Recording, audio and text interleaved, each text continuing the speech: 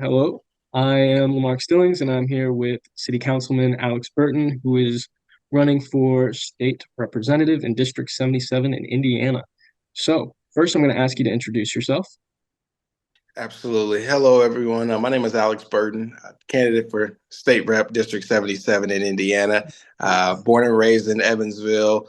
I had the pleasure of serving on City Council into my second term now, and with a focus on housing, education, and really our future workforce. I'm looking forward to not only leading Southwest Indiana, but leading the entire state in these efforts to make sure that our state is better than what it currently is. Yeah, that's the goal. That's the goal. So, why don't you tell us a little about your platform? Yeah, so sure. So education, housing, and really just the future of our community is the reason why I'm running.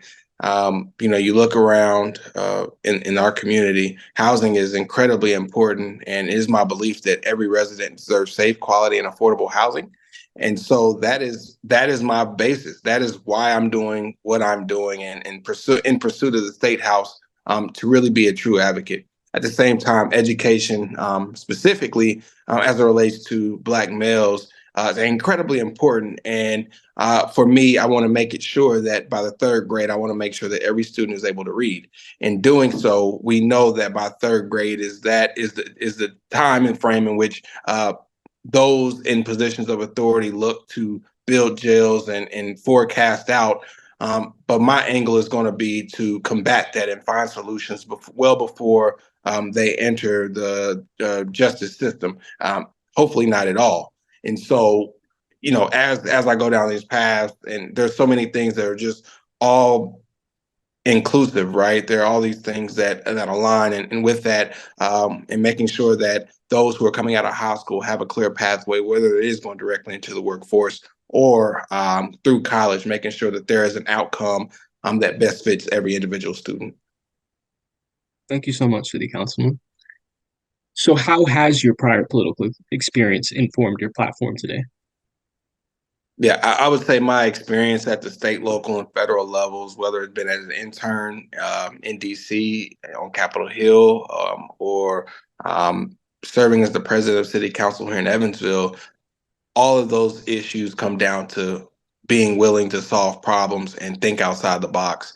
And in my space and in my experiences, I've had the privilege of doing just that, and being rather successful in doing so. And so with that, I'm with the lessons learned both as an intern on Capitol Hill when things are incredibly polarizing, but then also putting it in practice being city council president in the midst of COVID. It's gave me a unique skill set that is just allow me to focus on getting things done and finding compromise. And yes, that can sometimes be a dirty word in politics, but at the end of the day, we have to solve problems that benefit people, and that's what I'm setting out to do.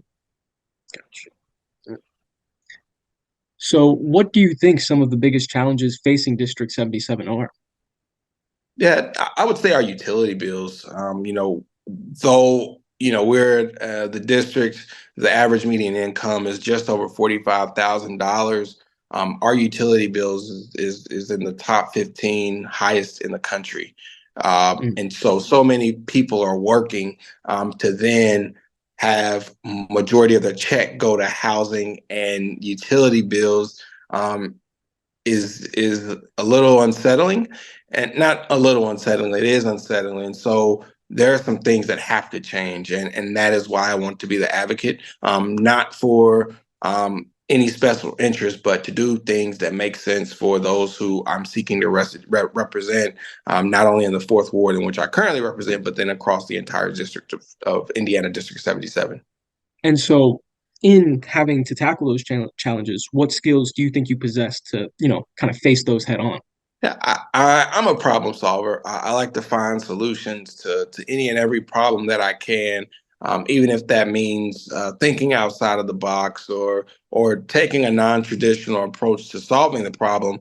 At the end of the day, the things that are impacting our community um, are impacting so many other communities across the country, whether we're talking housing, utility bills, just the educational system, all the things, right? And so I have to advocate for the community, and I can't sit on my hands and seeing I can't see what's happening and not do my fair share in advocating for people. What are some of the immediate steps that you would like to take to improve the lives of your constituents if you are elected? Yeah, it's sharing a story, and though I am in Southwest Indiana, the story that exists in Evansville is not too much different than what the story is in Indianapolis, Fort Wayne, Gary, South Bend, even Terre Haute, and having the understanding perspective and going in to build a coalition of those who represent urban communities makes all the difference. And I'm really looking forward to fostering those relationships and getting to a place where people understand and know where I'm coming from. That way, when the time comes and it's January of 2025 and I'm the state representative, I can now get to work as opposed to all the pleasantries that had to, that take precedent, right? I'm ready to get to work and representing those who will elect me.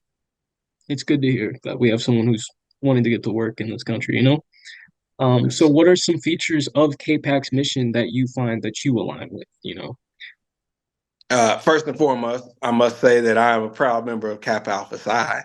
Uh, Oh, and yeah, and even going beyond that, um, the insight and really the vision of KPAC to do more in a political times such as these, right? We know that Black men need to vote more than what we currently do, and not only Black men, but people in general, and specific to KPAC and the mission and just everything. I am so proud and excited to not only had learned of KPAC, but to not now be endorsed truly means so much because again, as I said, I'm a proud member of Kappa Alpha Psi, and because one of the founders is from Evansville, it's that much more near and dear to my heart. And taking a historical lens real quick, for me to be in Indiana living in 2024, um, standing on the shoulders of the giants and our founders, right, who went above and beyond and really had a vision to create something in Indiana at a time when they were mistreated and treated differently because of how they looked and what they were trying to do. It just really sets the stage for where we are now, and to see how Kappa has transformed and blossomed into continuing to be about achievement, but now using the vote as another platform to not only expand our message, but to then leverage the opportunities that we have to truly make a difference in communities all across the country. That's so grand to me, and I'm excited. I'm so grateful, and I think that KPAC is doing a phenomenal job in just galvanizing all the things. thank you, sir. That's fantastic. It's great to hear. It's great to hear.